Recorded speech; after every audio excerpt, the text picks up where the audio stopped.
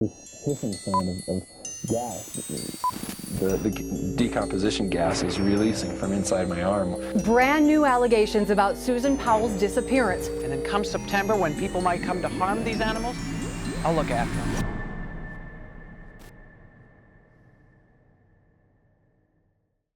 27-year-old Lauren Giddings had just graduated from law school when she suddenly went missing. During the police investigation, several people were interviewed by the local news crews. One of these was Stephen McDaniel. She and I were both JD students. We graduated back in May.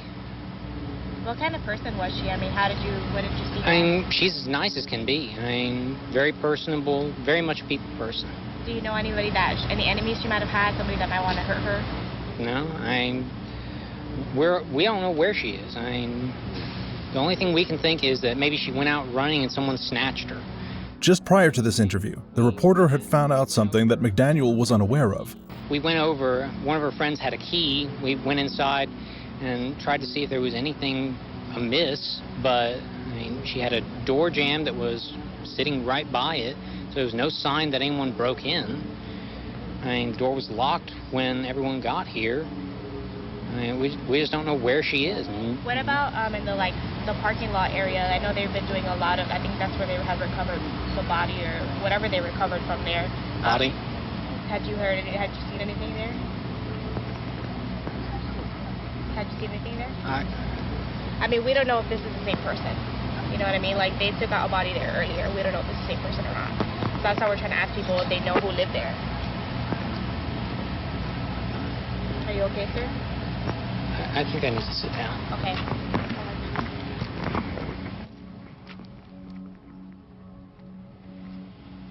The clip gained national recognition because of how deeply shocked McDaniel seems. But this isn't the reaction of a grieving friend. It's something much more sinister. Ever since Lauren was reported missing, detectives suspected that someone close to Lauren had been involved in her disappearance. Soon after this interview, McDaniel was brought in for police questioning. Lauren's missing. This pretty little girl right here, your neighbor, she's missing. I know. You went looking for her last night. Yes. Did you hurt Lauren? No. Stephen, did you hurt Lauren? No. I know this is hard for you to tell it, but it's weighing on you right now, ain't it, Stephen? I didn't do it. Despite repeated denials of guilt from McDaniel, he remains the prime suspect in what has now become a murder investigation. A warrant to search McDaniel's apartment is granted, and what police find is truly chilling. Not only did the apartment contain a stolen master key for the whole building, several guns, and a hacksaw, police also found disturbing footage on McDaniel's computer.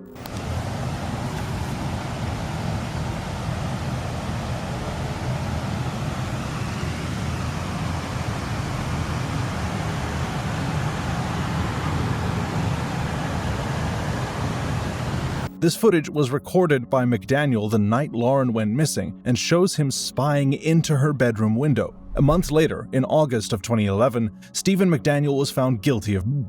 He'd snuck into Lauren's apartment at night, her and her body, hiding her remains in trash bags around the apartment complex. This is me. July 29th, 2008. It is 12:33. Mountain time. Back in 2008, Susan Powell from Utah recorded a video that has since come to be associated with a deeply disturbing case. In the video, she's going around her apartment documenting each and every one of her possessions, quote, "just in case something happens to me." This is me. Hi. Sorry. And it is, can you see that? 11:44 a.m. Susan is recording the video on the advice of her lawyer, who's concerned that Susan's husband Josh may try to sell some of her valuables. The couple got married in 2001 and have 2 young sons together, but in the years leading up to Susan making this video in 2008, their relationship had begun to fall apart. This is all stuff bought in a year or less through Home Depot on my credit. Josh bought a lot of stuff and then he had to bankrupt it. And then he bought a little bit more on my credit. There's a nice lamp. These are things to roll wood with.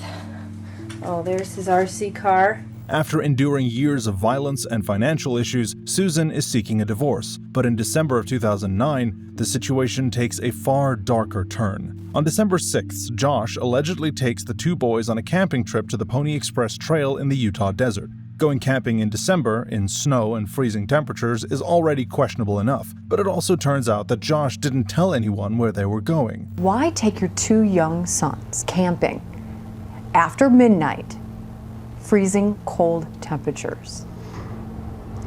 Well, we just go out and do things that are fun. But it's after midnight.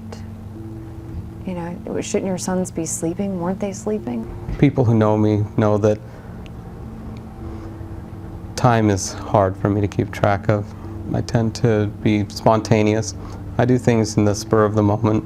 Why not call work the next morning to say, hey, I was out camping, I'm not going to be in today? To be honest, Saturday was a blur.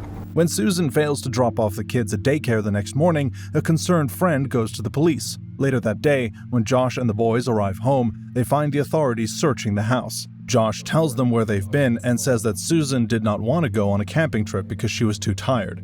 The last time he saw her, he says, she was in bed at home. However, their son Charlie has a different story to tell. So your mom stayed at the park? Where did she stay at the park? Do you know where? She stayed at Dinosaur National Park. Since Charlie is just 4 years old at the time of the interview, the detectives know that what he's saying could just be part of his imagination. However, one thing he says raises several red flags. Do you know where at the park? No? No. My mom stayed where a crystals are. Where what are?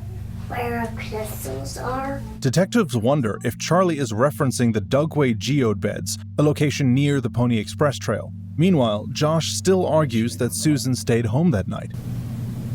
She did not go with us. Okay, well, with that, just getting that information, you're not going to go anywhere. I'm not going to let you leave. No, nothing that happened. She was not with us. And if my kids said that... So your kids lie then? Do your kids lie? Sometimes they do.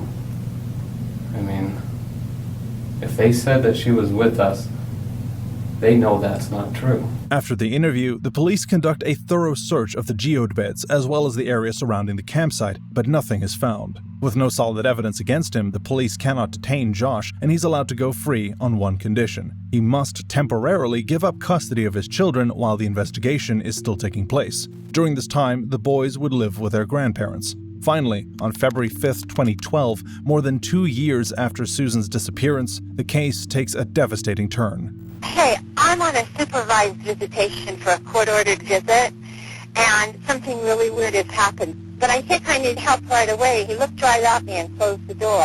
All right, we'll have somebody look for you there. Okay, how long will it be? I don't know, ma'am. They have to respond to emergency, life-threatening situations first.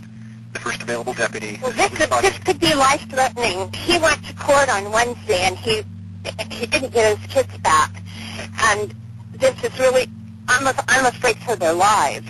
Okay, has he threatened the lives of the children previously? I have no idea. All right, we'll have the first available deputy contact you. The two boys are brought to Josh's home for a supervised visit, but immediately after their arrival, Josh locks himself and his children inside. Moments later, the house goes up in flames. Powerful, it shook neighbors' homes and sent bits of insulation from the house raining down on the neighborhood. This wasn't tragic. This was deeply wrong. This was evil. You do not little kids. Police found 3 bodies in the center of the rubble, 2 children and an adult. They say there is no doubt that Josh Powell wanted to end his life and take his little boys with him. Josh Powell had intentionally started a fire, which led to an explosion that claimed not just his own life, but also the lives of 6-year-old Charlie and 3-year-old Braden. Whether or not he was also responsible for the probable death of his wife remains a mystery. This is God. Howard, I'm bored with being God. The Howard Stern radio show ran between 1986 and 2005. The show was popular with listeners because of Stern's dark sense of humor and willingness to discuss controversial topics. As with many radio shows at the time, guests would call in to chat with Howard and his co-host Robin. However, one call in 1997 left listeners chilled to the core. All right, I got a guy on the phone who claims he's been killing prostitutes and he's wondering why he's doing it. So maybe he thinks I have an answer. Is this Ed? Ed? No, this isn't Ed. Oh. You haven't killed any prostitutes? No, I never said my name was Ed. Oh. Sorry. That's okay. What name do you use? You can call me Clay. Clay? Clay? Yes, Clay. Okay, Clay. So what happened? How many prostitutes have you killed? 12. And you're wondering why you do it? I have a pretty good idea. Why? Did your mom beat you? Did your mom spank you? Was your mom a prostitute? No. Actually, nothing like that. What is it then? I think I just do it for the sense of the power. Howard and Robin are used to hearing all kinds of crazy stories on the show, so they assume, or hope, that Clay is joking. However, as the conversation goes on, it starts to dawn on them that they're talking to a real psycho. So how old were you when you killed your first woman? 16. And you must be a powerful kind of guy, big guy. I wasn't then. Right. And when you killed your first one, did you go in there knowing you were going to kill her, or it just sort of happened? I knew I really had it planned out. You know, I wanted to do the whole sending clues. Right. Oh, yeah, are you in... to baffle people, but it turned out no one noticed for a long time. When it becomes clear to Howard and Robin that they could be talking to a real serial killer, they start asking personal questions. Viewers speculate that Howard and Robin did this on purpose, possibly in an effort to get Clay to spill potentially incriminating details. Right. Like you killed her on the side of the road? That was the parking garage. Okay. And then what'd you do with the body? You dumped that somewhere? Yeah, actually. I think she's probably one of the ones that they found. Okay. Now, how far apart are these murders? Like, do you murder and then, like, you feel satisfied for a while? I don't even understand why I do it, Howard. I don't know if I ever get any satisfaction. But how often... Together anywhere was the same night. Really? You killed two people in the same night? Yeah, but I went to Mississippi for the second one. Like many serial killers, Clay enjoys discussing his crimes, but he chooses his words carefully. However, several crucial details gave listeners clues about Clay's identity. Earlier in the call, Clay had let slip he was from New Orleans. Then he says this. When was the last time you killed? It's been a few months. Right. Actually, it's been going on a year. So, what do you think you're going to do? Do you think you're going to kill yourself? Do you think that Are you going to kill again? Can you stop this? If I killed myself, I'd miss the next Batman movie. Right. You don't want to do that. No. No, but in all seriousness, I mean, do you think that you could control this? Do you think you can stop? I think I have been. Oh, you have been for the last couple of months? A year he hasn't killed. Oh, a year? Yeah. Almost. Between 1991 and 96, 1 year before the call took place, a series of gruesome deaths had been linked to a killer dubbed the Storyville Slayer. Just like Clay claims, the Storyville Slayer had taken the lives of 12 women, all in the New Orleans area. Howard and Robin, however, were unaware of this at the time. So there's no way I'm going to talk you into giving yourself up or anything, right? No. I shouldn't even waste my time. I know I'm going to get calls after this and people are going to go, Howard, how come you didn't catch him? Has anybody ever been close to catching you? No. No, actually, someone once, when it was in the newspaper, someone joked to me, I know it was you, but, well, they were joking. Right. According to Howard, the day after the call aired, the FBI seized the audio tape for an investigation, but he never heard anything else about the case. The Storyville Slayer was never convicted, and the identity of Clay remains a mystery, but viewers say they can help spotting similarities between Clay and the Storyville Slayer. This marks my 24-hour mark of being stuck. It's the afternoon of April 26, 2003 in the Canyonlands National Park, southern Utah. While climbing through the Blue John Canyon, 27-year-old Aaron Ralston inadvertently dislodges an 800-pound boulder. The huge rock falls, pinning his arm against the canyon wall. Trapped and with no way to call for help, he has no idea if he'll survive. My name's Aaron Ralston. My parents are down in Larry Ralston of Englewood, Colorado. Whoever finds this, please make an attempt to get it to them. Since Aaron often takes himself off on adventures, he didn't think he needed to tell anyone where he was going, a decision he now bitterly regrets. He has very little food and only enough water to last him one day. After more than 48 hours in the canyon, Aaron is severely dehydrated, hasn't slept, and his body temperature is dropping. Been putting a lot of effort into staying warm. I have very, very little water. My body's having difficulty controlling its temperature. I'm in deep stuff. On day 3, Aaron starts to chip away at the boulder with his pocket knife. It's a maddeningly slow process, and after 15 hours of work, he's no closer to freedom. The next morning, it becomes clear to Aaron that there's only one way he's getting out of that canyon alive. And so I slammed my body against the opposite wall. I grabbed the backside of the boulder and even got my feet up to where I was standing halfway up the wall and grabbing the backside of the rock and humping my body over it until finally that bottom bone snapped. And this pow sound went kind of echoing through the canyon. At first I still had the larger blade out, and I held it up against my arm and I started pushing into it, and I couldn't get the knife to sink in, and so I switched over and I pulled out the smaller blade, and with the smaller blade then I actually started the amputation. The smaller one was still a little more sharp. Aaron is forced to cut off his own arm with nothing but a cheap penknife and a pair of pliers. It's slow, agonizing work, but Aaron knows it's his only chance of survival. And then I was looking at the nerve, this little strand of spaghetti running through my arm, and I had to take the knife and pry it up, and even just when I touched it, it felt like the fire of sticking my arm into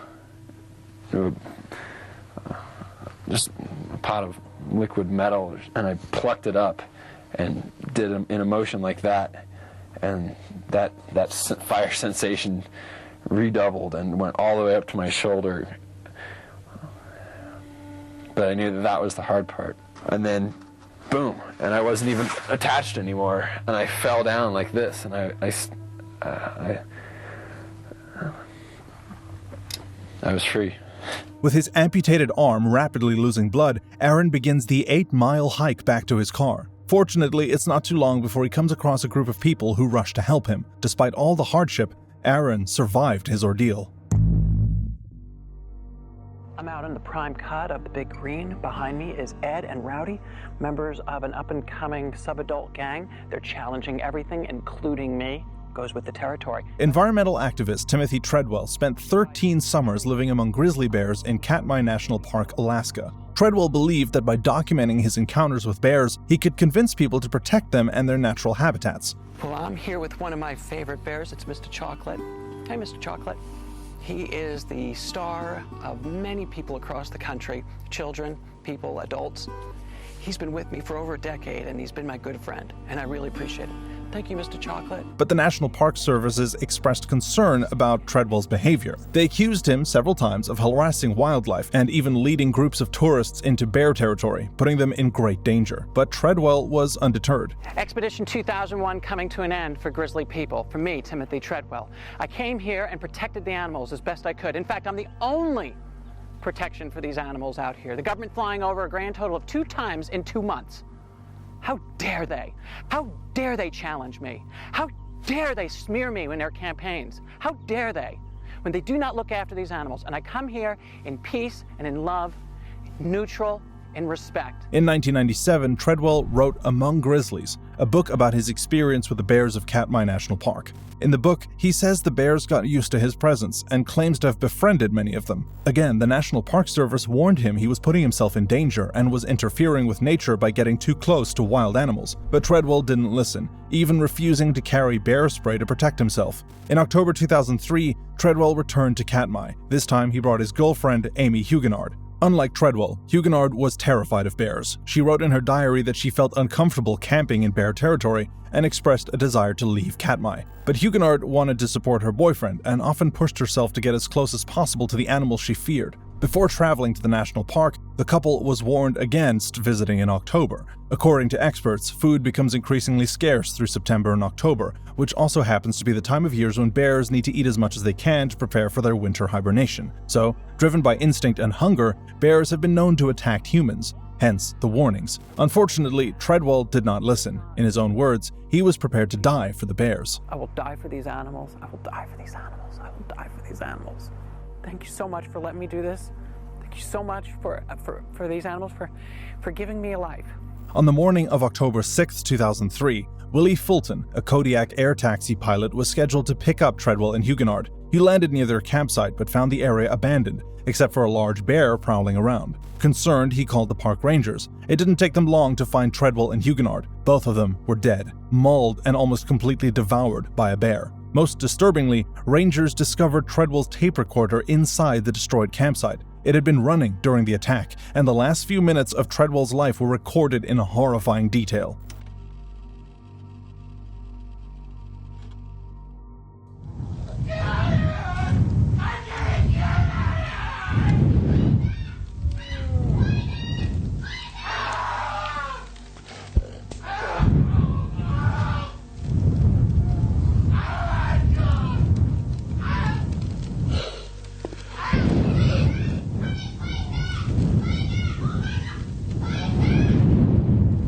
The bear found near the campsite was shot, and an autopsy revealed human remains inside its stomach. Timothy Treadwell and Amy Huguenard had been killed by one of the very animals they were trying so hard to protect.